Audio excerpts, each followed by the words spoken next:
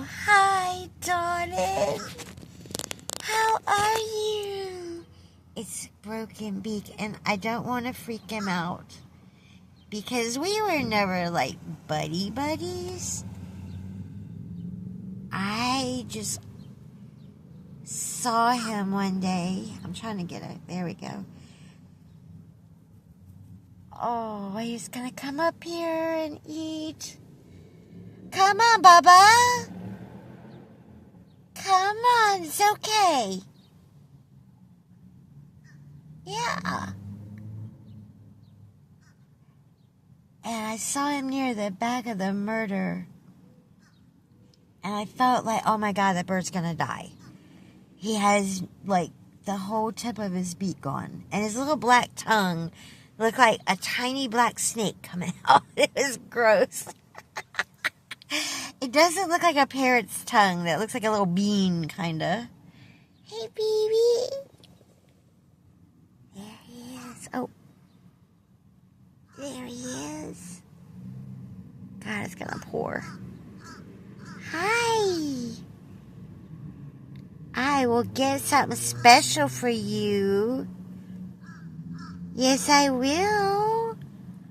I will get something special for you. Don't know what. Hi, darling. And, I'm sorry. I started throwing food toward him and call him Broken Beak. And yeah, it's a real creative name, right? Broken Beak for a broken-beaked bird.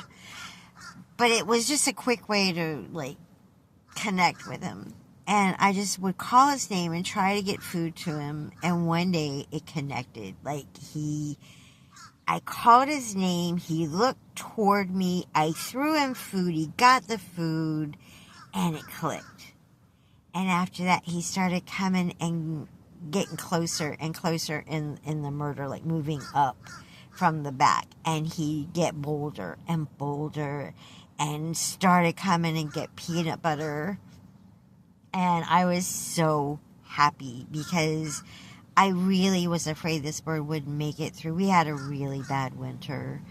I mean, for this area, it was a bad winter. And I just was so afraid he wasn't going to make it. And he just got better and better and bolder and bolder. And now I get to see him again. And he's healthy. His feathers are beautiful. He's very boisterous.